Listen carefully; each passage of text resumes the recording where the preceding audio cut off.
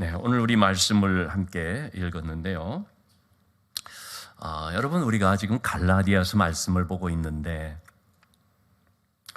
제가 이 갈라디아서 끝나면은 이제 고린도 전후서를 할까, 이제 수요 우리 강의 시간에 그런 생각을 하는데, 여러분, 갈라디아서 말씀을 볼 때도 이게 참 갈라디아 교회만이 아니고 우리 교회도 바로 이런 문제가 있을 수 있다 생각이 들어집니다.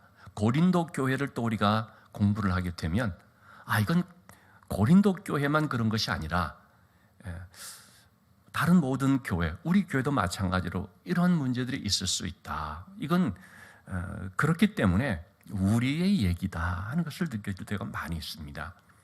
갈라디아서 말씀을 보면서도 저도 말씀을 쭉 살펴보고 또 여러 참고 자료들도 보고 그러면서 준비를 할 때도 정말 이것은 바로 우리들의 얘기다, 우리 교회들의 모습일 수 있다 하는 걸 많이 느끼게 됩니다.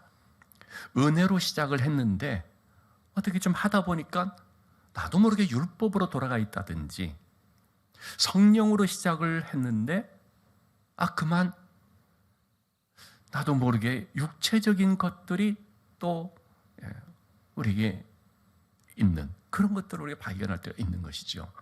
그럴 때마다 우리는 갈라디아 교회 성도들에게 말했던 그 바울 사도의 외침이 우리들을 향해서 하시는 말씀이다라는 사실을 우리가 좀 깨닫게 되는 것이죠. 갈라디아 교회는 바울 사도가 얼마나 은혜롭게 시작을 했습니까? 예수 그리스도의 십자가의 구원의 은혜로 말미암아 그것을 믿음으로 우리가 하나님의 자녀되고 새 생명을 얻게 된다. 이 놀라운 은혜의 복음을 전했거든요. 오직 은혜, 오직 하나님의 말씀, 그것을 전했거든요. 그래서 믿음으로 의롭게 되어지는 그것을 가르쳐 줬었는데, 그렇게 심어져서 좀 자랐는데, 그런데 그만 유대에서 온 유대주의자, 율법주의자들이 십자가만 가지고 안 된다, 너희는 모르는 것이 있다, 그건 뭐냐면 율법이다. 십자가를 믿기도 하지만 그러나 율법을 지켜야 된다, 할례를 행해야 된다, 그게 하나님 백성의 표시다, 이런 얘기를 하게 됐을 때 거기에 그만 넘어가 버리고 말았죠. 바울 사도에게 쓴 것은 엄청난 정말 충격적인 것입니다. 왜냐하면 그것은 조금 색다른 복음이 아니고 그건 완전히 잘못된 것이기 때문에 굉장히 거칠게 얘기를 했지 않습니까? 다른 복음은 없다. 그건 누가 복음을 내가 전한 복음 이외에 어떤 것을 전하게 된다면 그것은 저주를 받을 일이다 라고 하면서 얘기했죠. 그래서 이제 율법이 아닌 은혜의 복음이다라는 것을 여러 가지 모양으로 얘기를 해왔습니다. 우리 지난 시간에 쭉 살펴본 것들은 먼저 어떻게 해서 우리가 은혜로 구원을 받는 것인지, 율법이 아닌지에 대해서 바울은 굉장히 논리적이고 체계적으로 아주 설득력 있게 그렇게 얘기를 했습니다. 그리고 난 다음에 이어서 아주 감성에 호소하듯이 내가 여러분들을 위해서 다시 한번 해산의 수고를 한다, 그러면서 또 감정에 아주 호소하듯 또 그런 접근도 하면서 얘기를 합니다. 그런 21절 말씀 봅니다. 그럼에도 난 율법 아래에 있겠다 하는 사람들이 있겠죠. 그런 사람들을 향해서 다시 이제 바울이 결정타를 날리는 것입니다. 그동안에 조금 감추어뒀던 이것, 결정적인 순간에 쓰기 위해서 아껴뒀던 것을 이제 오늘 이 시간에 딱 쏟아놓는 것입니다. 그럼에도 이렇게 바울 사도가 많은 설명을 통해서 충분히 알아들을 수 있도록 얘기를 했음에도 불구하고 그래도 나는 율법 아래에 있겠다라고 하는 그런 사람들이 있다면 너희가 율법을 듣지 못했느냐, 그러면서 이제 바울 사도는 아주 중요한 비유적인 그런 내용을 하나 말하게 됩니다. 그게 뭐냐면 바로 아브라함의 아들에 대한 것이죠. 아브라함은 우리가 잘 아는 것처럼 두 아들이 있지 않습니까? 이삭과 이스마엘이죠. 먼저 이스마엘이 태어났는데 여러분, 이스마엘은 어떻게 태어났습니까? 22절의 말씀을 보면 두 아들이 있어서 하나는 여종에게서 하나는 자유 있는 여자에게서 낳았다 그랬거든요. 이스마엘은 여종인 하갈의 몸에서 낳습니다. 정상적인 그런 아내를 통해서 태어난 것이 아니고 여종을 통해서 태어난 것입니다.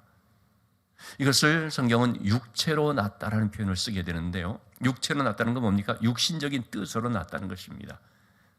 하나님께서 말씀하신 그런 방법, 하나님께서 원하시는 바로 그런 가운데서 주어진 아들이 아니고 자기 방법으로, 인간적으로.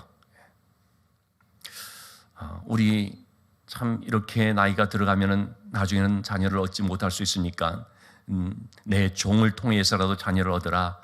부인인 사라의 말을 듣고서 사라의 몸종인 여종인 하갈을 통해서 자녀를 얻게 되는데, 이게 바로 이스마엘이죠. 그 다음에 하나님께서 말씀하신 바대로 약속한 그 자녀가 본 부인인 사라를 통하여서 왔는데, 이 사라는 누굽니까? 여종인 하갈에 비하면 사라는 자유 있는 여자입니다. 종이 아닌 자유 있는 여자인데 그에게서 난 자녀가 바로 이삭이죠. 자, 그럼 여러분, 이삭과 이스마엘의 차이가 뭡니까? 두 가지의 차이를 우리가 살펴볼 수 있습니다. 첫째는 어머니의 차이라는 것입니다. 여러분, 성경을 잘 보시면요, 성경이 굉장히 중요하게 다루는 것이 어머니입니다. 아버지보다 어머니입니다. 그래서 유대인들은 모계 사회입니다. 지금도 유대인들은 아버지는 묻지 않습니다. 어머니가 유대인이면 유대인입니다. 아버지가 아무리 유대인이다 할지라도 어머니가 유대인이라 해야 되는 것이죠. 그러니까 여러분, 이스라엘 가보면은요, 거기에 아랍 족속도 있고요, 흑인도 있고요, 각종 그런 사람 다 유대인이라고 합니다. 왜 그러냐? 어머니가 유대인이기 때문에. 자, 어머니의 차이가 중요한데, 고대 사회에서는 부모의 신분이 자녀의 신분이 되어버립니다. 어머니가 종이면 자녀가 종, 어머니가 자유인이면 자녀가 자유인이 되는 것처럼 그런 모습입니다. 첫 번째 차이는 바로 어머니의 차이입니다. 그런 점에서 어머니가 누구냐가 참 중요한 것이죠. 두 번째 차이는 뭐냐면 태어난 방법의 차이, 방법이 다른 것이었습니다. 자, 창세기 16장 1절 4절 말씀, 좀 전에 제가 말씀을 드렸습니다만, 이스마엘의 탄생은 어떻게 된 것이었습니까? 육신적으로 온 것이었습니다. 하나님께서 원치 않는 그런 인간적인 방법, 아브라함과 사라의 자기들의 뜻에 의해서 태어나게 되는 아들인 것이죠. 그래서 해서는 안 되는 그런 방법을 썼는데 바로 여종의 몸을 통하여서 자녀가 태어나도록 한 것이죠. 그러니까 한마디로 말하면 이스마엘은 뭐냐면요, 불신앙의 결과였습니다. 무슨 뜻입니까? 하나님의 약속이 있었는데 그것 기다리지 못하고 안 되겠다, 그냥 우리가 알아서 하자, 이렇게 해서 태어난 아들이 이스마엘이라는 것입니다. 이삭은 뭡니까? 이삭은 하나님께서 약속으로 주신 자녀죠. 믿음의 결과로 태어난 자녀입니다. 약속을 기다리지 못하고 또 불신앙으로 해버릴 때는 항상 이스마엘이 나옵니다. 하나님을 온전히 신뢰하지 못하고 내 방법으로 하게 되면 반드시 이스마엘이 나옵니다. 기다리지 못하고 내가 그냥 저지르면 반드시 그 이스마엘이라는 결과가 나옵니다. 그런데 인내하며 하나님의 약속을 붙잡고 기다리는 가운데 주어진 믿음의 결과는요, 항상 이삭입니다. 이 두 자녀가 태어난 방법이 달랐습니다.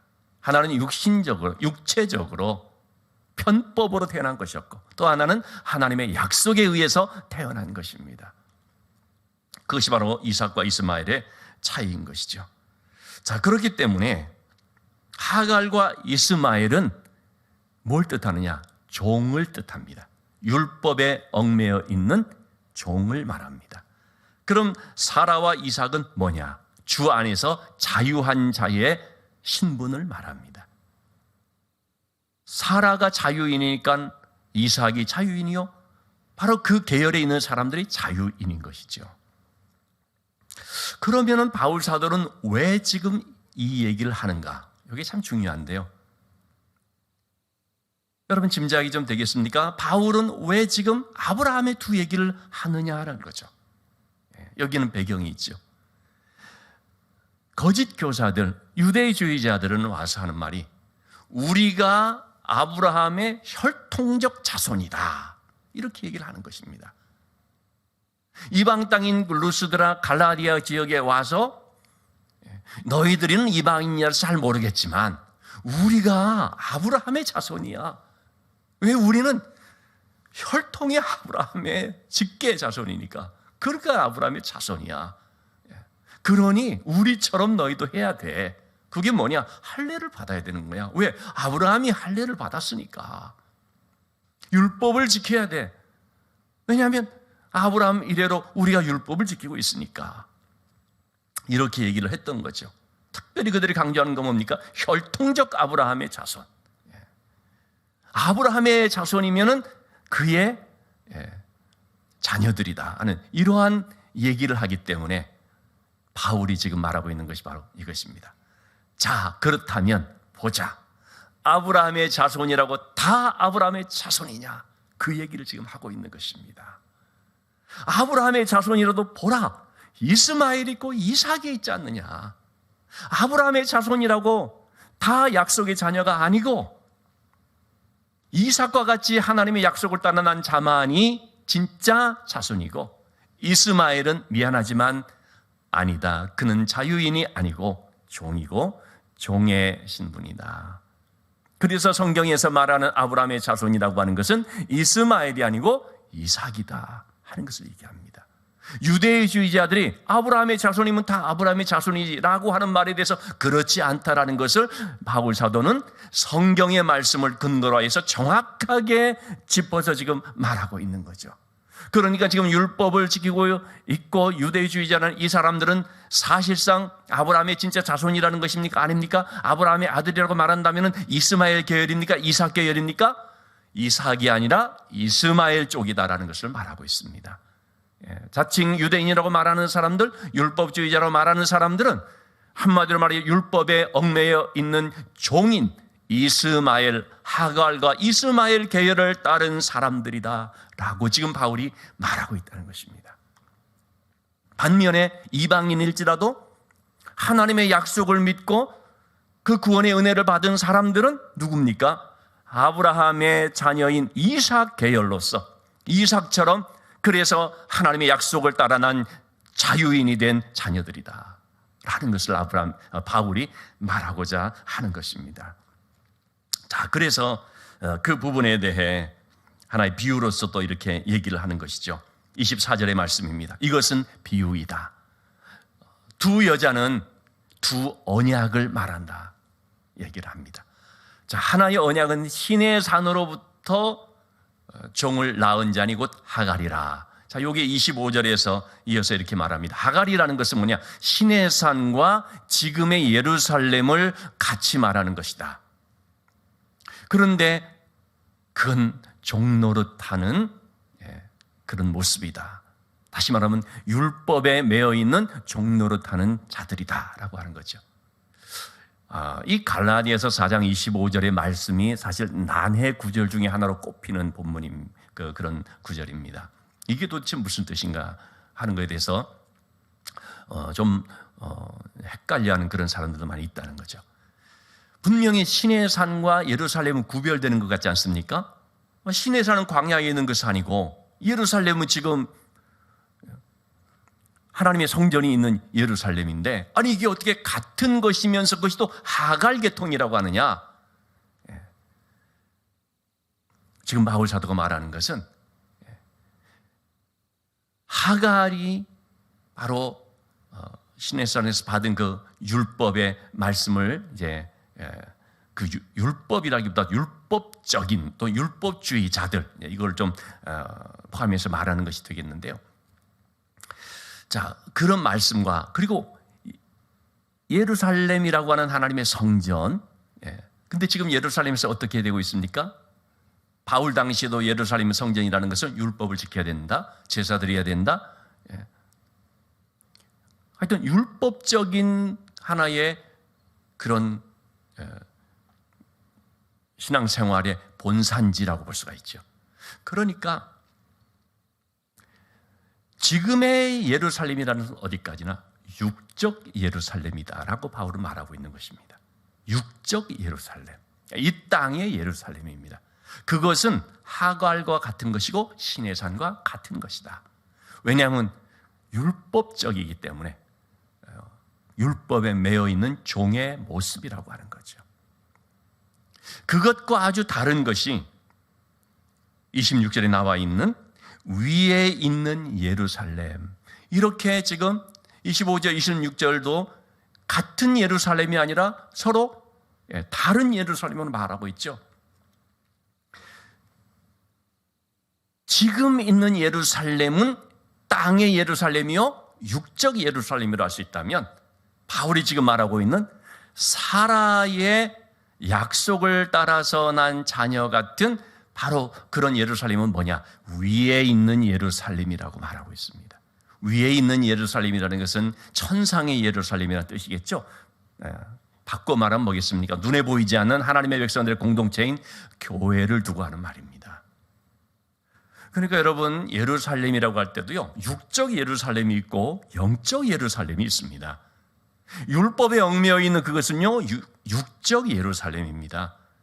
그런데 약속의 말씀을 의지하면서 율법으로부터 자유함을 받은 자들의 성도들의 공동체는 영적 예루살렘이라고 하겠습니다. 말이 나온 김에 제가 좀 덧붙이고 싶은 것은요, 여러분 지금도 여러 곳에서 back to the 예루살렘, 그래서 예루살렘으로 돌아가야 되고 예루살렘의 회복이 이루어지면 뭐가 되어지고 하는 그런 말들이 있지 않습니까? 그건 전적으로 육적 예루살렘인데 이걸 가지고 붙잡고 있는 그런 운동들입니다. 그걸 우리가 잘 분별해야 됩니다.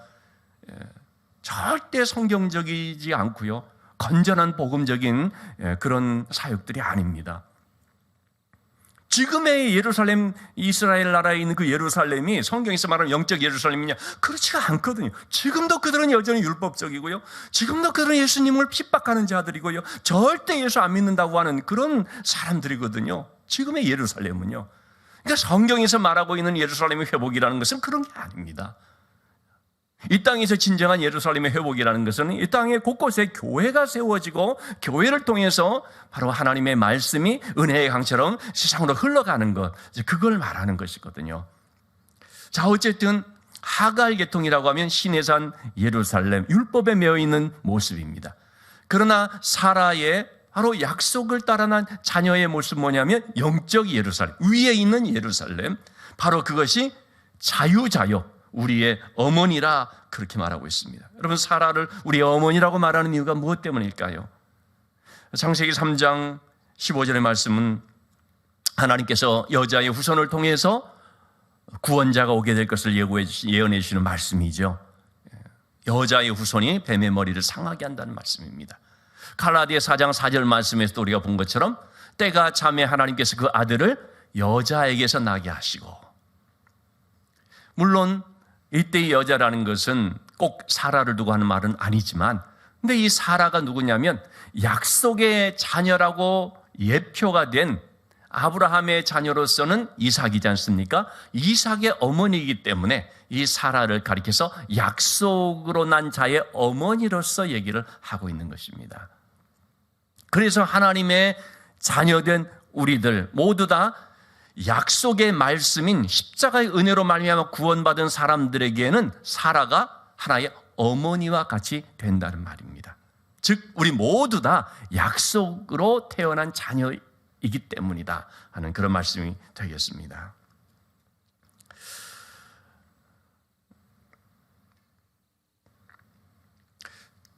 자, 여기서 자유자 그리고 종, 이런 이제 이런 비교를 통해서 얘기를 하게 됐는데요. 우리가 십자가의 은혜를 통하여서 구원함을 받게 되면 어떻습니까? 죄의 형벌에서부터 또 율법으로부터 자유함을 얻게 됩니다. 그런데 율법에 매여지게 되면 어떻습니까? 여전히 종으로서 얽매이는 삶을 살 수밖에 없게 됩니다. 율법을 지켜야만 구원을 받는다 하게 되면 어떻게 됩니까? 늘 율법에 얽매이는 삶을 살게 되죠. 율법을 통하여서 우리가 구원을 얻을 수도 없지만 항상 그 율법에 매여져서 그야말로 율법의 종이 되었어요. 끌려다니고 시달리고 두려워하고 불안 가운데 지낼 수밖에 없는 모습입니다. 하갈과 사라는 이 율법의 행위를 말하는 것이고, 하갈은 그런 율법의 행위, 사라는 뭡니까? 자유케 하는 은혜의 복음을 말하는 것이죠. 그래서 하갈의 후손이라고 하면 율법주의자, 유대주의자를 말하는 셈이 되겠고, 사라의 후손이라고 하면 은혜주의자, 즉 복음주의자를 말하는 셈이 될 수 있겠습니다. 하갈의 종은 율법의 종노릇 하는 것이고, 또 사라의 후손은 그 율법으로부터 자유함을 받아서 복음 안에서 자유를 누리고 있는 것입니다. 자, 여기에서 이제 바울 사도가 말하고자 하는 것은 이것입니다. 갈라디아 교회 성도들을 통해서, 자, 여러분들이요, 그럼 여러분들은 어떤 사람들입니까? 누구에게 속한 자들입니까? 하갈에 속한 종들입니까? 아니면 사라에게 속한 자유자입니까? 여러분들은 이스마엘과 같은 종의 신분입니까? 아니면 이삭과 같은 자유자의 신분입니까? 이제 그것을 지금 바울 사도가 묻고 있는 것입니다. 28절 말씀에 그 대답을 하고 있죠. 형제들아, 너희는 이삭과 같이 약속의 자녀라. 여러분들은 결코 이스마엘과 같은 종의 자녀가 아니고 바로 이삭과 같은 약속의 자녀다는 것을 말하고 있습니다. 그런데 여러분 29절에 보면요, 이삭의 당시에도 그랬고 지금도 마찬가지로 어떤 갈등과 또는 박해가 있다는 거죠. 육체를 따라 난 자가 성령으로 따라 난 자를 박해한다는 것입니다. 이스마엘이 이삭보다도 한 13년 먼저 나왔죠. 그래서 한 10서너 살 이제 위죠. 근데 이 이스마엘이 어떻게 합니까? 이삭을 핍박을 합니다. 조롱을 합니다. 이것이 너무나 아브라함과 사라의 마음에 큰 상처가 되고 고통이 되었죠. 그래서 30절의 말씀에 보면 성경이 무엇을 말하느냐? 여종과 그 아들을 내어 쫓으라. 여종의 아들이 자유 있는 여자의 아들과 더불어서 유업을 얻지 못하리라 하였느니라. 바울은 자기의 주장을 하는 것이 아닙니다. 성경에 있는 말씀을 가지고 그 말씀을 이렇게 아주 차근차근히 설명을 하고 있는 것입니다. 이삭과 이스마엘의 경우를 잘 알고 있지 않냐는 거죠. 이삭은 종의 아들인데, 자유자의 아들인 이스마엘은 종의 아들인데, 이 자유자의 아들인 이삭을 박해하고 했다는 거죠. 그렇기 때문에 결국은 함께 유업을 받을 수가 없으니까 하갈과 그 아들을 내어 쫓으라. 여종의 아들이 자유 있는 여자의 아들과 더불어 유업을 얻지 못한다 했다는 거죠. 그래서 어떻게 됐냐? 우리 창세기 21장 10절에서 12절 사이에 보면 바로 그 사건이 이제 이렇게 소개가 되죠. 사라가 아브라함에게 말을 했는데 하나님께서 아브라함에게 너의 아내 사라의 말을 들어서, 그래서 사라의 말대로 하갈과 이스마엘을 내어 쫓으라. 나가도록 해라. 하갈과 이스마엘은 내가 책임진다. 그도 한 민족을 이루게 될 것이고 번성하게 될 것이다. 그러나 함께 유업을 받지는 못한다. 이 집에서는 나가야 된다. 종의 자녀와의 약속의 자녀인 자유자의 아들이 같이 있을 수가 없기 때문에 나가도록 하나님께서 말씀을 하셨습니다. 지금도 마찬가지라는 것입니다. 여러분, 지금도 우리 가운데 육체로 난 자가 성령으로 난 자를 박해한다는 것입니다. 그러면 어떻게 해야 됩니까? 육체로 난 자가 있고 성령으로 난 자가 같이 있어서 갈등과 다툼이 일어나게 됐는데요. 그 부분은 우리가 갈라디아서 이제 5장 그 후반부에서 아주 자세하게 보게 될 것입니다. 육체와 성령이 어떻게 서로 거스르게 되는지. 그처럼 육체로 난 자와 성령으로 난 자는 같이 있을 수가 없습니다. 서로 거스르는 관계이고 적대적일 수밖에 없는 것이죠. 그렇기 때문에 한쪽이 나가야 되는데 누구를 내쫓아야 됩니까? 육체로 난 자를 내어쫓아야 됩니다. 왜냐하면 육체로 난 자가 성령으로 난 자를 계속 핍박을 하니까. 육체로 난 자가 성령으로 난 자의 자꾸 신앙의 앞길을 막고 자꾸 걸림돌이 되고 믿음으로 서지 못하게 자꾸 방해를 하니까, 그러니까 당연히 육체로 난 자의 아들을 내어쫓아야 됩니다. 자, 그러면 여러분, 이 육체로 난 자의 아들, 율법적인 것, 이게 도대체 뭐라는 거죠? 그리고 이걸 어떻게 우리가 해석을 해야 되는 것일까요? 예를 들어서 교회 안에 육체로 난 자가 있고 성령으로 난 자가 있으면, 그러면 우리가 육체로 난 자를 내쫓아야 되는 것일까요?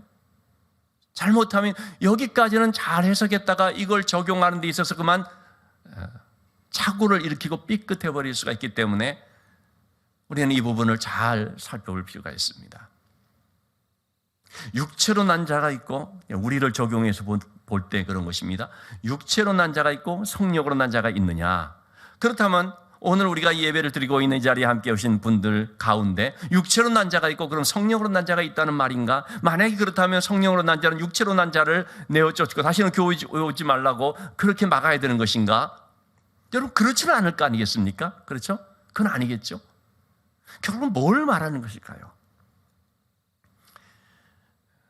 우리 자신들이, 사실은 우리 자신들이 요 육체로 난 것과 성령으로 난 것이 같이 다 들어있다고 볼 수 있습니다. 우리 안에 바로 그런 요소들이 있다는 것입니다. 즉, 육체로 난 자만 있고 육체로만 난 자가 있고 성령으로만 난 자가 있는 것이 아니라, 사실은 누구나 다 예수 믿는다는 우리들일지라도 우리 안에 율법적 요소들이 있을 수가 있고 또는 그냥 영적인 요소들이 있을 수가 있다는 것입니다. 결국 이것은 말이요, 바로 내 안의 문제를 가지고 말하는 것입니다. 내 속에 육체적인 요소가 있는 거죠. 율법적인 요소가 있는 것입니다. 우리 교회 안에도 마찬가지입니다. 교회 안에 어떤 사람이 육체적이고 율법적이고 어떤 사람은 성령적이고, 그게 아니라 우리 교회라고 하는 하나의 그리스도의 몸을 놓고 볼 때에 이 몸된 우리 교회 안에도 이러한 하나의 요소들이 있을 수가 있다는 거죠. 그건 우리 교회뿐만 아니라 여타의 교회들 다 마찬가지일 것입니다. 정말 성령 안에서 난 자와 같은 완벽한 모습을 갖는 교회가 참 그게 쉽지 않겠죠. 다만 우리는 그렇게 되기 위하여서 더 계속해서 기도하며 힘써 나가는 것이죠. 자, 어쨌든 먼저 우리 자신을 놓고 볼 때 우리 안에 율법적인 요소가 있고 또 성령 안에서 어떤 은혜 받고 참 자유함을 누리는 그런 요소가 있다고 할 때, 그럴 때 우리 자신들이 내 안에서 발견되는 나의 그 육체적인 요소, 나의 그 율법적인 요소들을 내어 쫓아야 된다는 것입니다. 내 안에 있는 나의 그런 성향이지요. 여러분, 율법적인 요소라는 것이 뭐겠습니까? 우리가 바리새인 서기관을 통해서 좀 보여지는 것들이 있지 않습니까? 우선 외식적인 거, 그리고 마음은 아닌데 형식만 갖추면 됐다고 생각하는,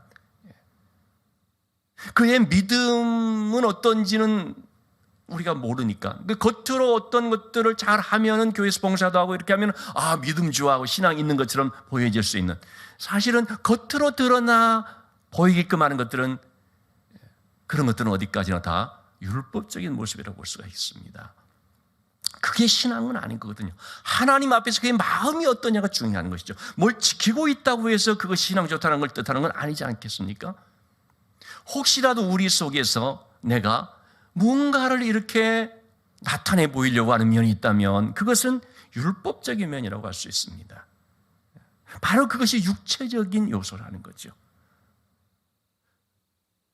은근히 그만 과시한다든지 자랑한다든지 드러내고자 한다든지 남에게 좋은 평판을 얻고자 그런 걸 의식한다든지, 하나님보다도 사람에게 좋게 하고 또 사람에게 보이려 한다든지, 이러한 것들은 육체적인 것이고 율법적인 요소라고 할 수 있습니다.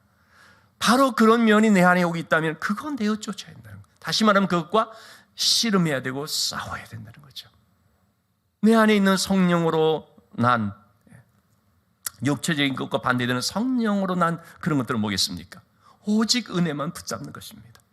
나는 아무 공로 없고, 나는 정말 아무 자격이 없고, 오직 예수 그리스도의 은혜로만 내가 구원받다는 사실을 알고 그 은혜에 푹 젖어서, 그래서 내가 무엇을 하더라도 그저 은혜로서 하게 되는, 자랑할 것도 없고 스스로 감탄할 것도 없고 오로지 주의 은혜입니다. 이 마음을 갖는 이것이 성령으로 난 그런 면이라고 할 수가 있는 거죠. 우리 안에서 바로 그러한 갈등도 있고, 또 내가 때때로 내 안에서 그런 것이 발견될 때 나도 깜짝 놀라는, 내가 그런 면이 있구나 하고 느껴질 수 있는 그런 것이 숨어져 있을 수가 있다는 거죠. 그래서 우리는 항상 이 씨름을 해야 된다고 보고, 이것이 바로 영적 싸움이라고 할 수가 있겠습니다. 아직도 깨어지지 않은 나의 자아, 아직도 육신적인 어떤 그런 모습들, 뭔가 종교적으로서 하려고 하는 그런 성향들, 이런 육체적인 것들은 율법적인 것이기 때문에 이거 깨트리려고 하는 거죠. 그래서 오직 십자가의 은혜만을 붙잡는, 저 하나님을 기쁘게 하기 위해서라면, 그러면 내가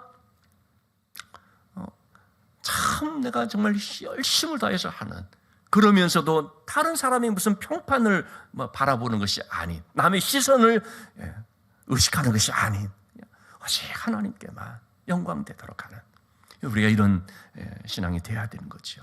교회 안에서도 마찬가지. 우리 교회를 위해서 우리가 기도할 때도, 여러분 교회가요, 분위기가 얼마든지 율법적이 될 수가 있습니다. 교회 분위기가요, 다른 사람의 그런 잘못된 것을 그냥 날카롭게 찾아내고, 또 그런 것들을 놓고서 그냥 막 비판을 가하고, 또 그런 것들만 자꾸 지적을 하고, 이렇게 되면 여러분 그건 율법적이라고 볼 수가 있는 거죠. 바리새인 서기관들이 자기의 들보는 보지 못하면서 남의 눈에 있는 티를 그렇게 끄집어내는 모습이니까요. 여러분, 그런 율법적인 교회가 될수록 어떻게 됩니까? 교회가 냉랭하지요, 경직되겠지요. 그냥 모든 것들을 보는 시각 관점이 율법적인 면이 되어버리겠죠. 얼마나 딱딱하겠습니까? 오고 싶은 교회가 되겠습니까? 불편하죠. 이런 것들을 다 걷어내면서 은혜가 왕노릇하는 교회가 된다는 거죠. 성령으로 태어난 자들, 자유하고 기쁨이 있고, 그러니까 형제의 부족함과 허물이 있을 덮어줄 수가 있고, 남의 단점보다는 장점이 더 먼저 드러나게 해주고, 또 그것을 격려해 줄 수 있는 이러한 모습들. 그래서 이것이 바로 사랑과 은혜의 공동체라고 할 수 있는 거 아니겠습니까? 교회도 여러분 보면 분위기가 사뭇 다릅니다. 어떤 교회들은 뭔가 경직되면서 율법적인 요인이 보여지는 면이 있습니다. 어떤 교회들은 정말 포근하고요, 정말 은혜가 막 느껴지고요, 성도들이 친절하죠. 성도들이 웃음이 막 있죠. 그럼 그런 것들이 뭡니까? 바로 성령 안에서 세워져가는 교회의 모습이라고 할 수 있는 거 아니겠습니까? 그러면서 제가 중보기도 때도 많이 얘기하고 있습니다만은, 진짜 우리 교회를 위해서 많이 기도해야 한다는 것입니다. 율법적인 이런 모습을 탈피해서 성령 안에서의 그런 참 은혜로운 공동체가 될 수 있도록, 경직이 아니라 참 화사하고 부드럽고 온유하고, 처음에 교회에 오시는 분들에게 무언가 딱딱한 느낌, 이미지가 아니라 정말 친절하고 밝은 이미지의 그런 모습들. 정말 여러분, 우리가 그런 교회가 되고 그런 신앙생활 되면 얼마나 좋습니까? 그렇기 때문에 기도해야 한다는 거죠. 그걸 한마디로 말해서 은혜가 왕노릇하는 그런 모습이라고 하겠습니다. 우리는 모두에게 다 이런 과제가 주어졌습니다. 육체적이고 율법적인 것을 떨쳐버리고, 어떻게 하면 성령 안에서의 은혜를 붙잡고 자유자의 이런 밝고 기쁘고 참 친절하고 말이죠, 미소가 넘치, 이러한 신앙생활을, 우리가 그런 신앙인의 모습을 살아갈 수 있을까? 제가 좀 길어졌는데요. 여러분 오늘도 여러분 그런 우리의 신앙의 모습이 될 수 있도록, 그런 교회가 될 수 있도록 여러분 기도해 주시기를 주님의 이름으로 부탁을 드립니다.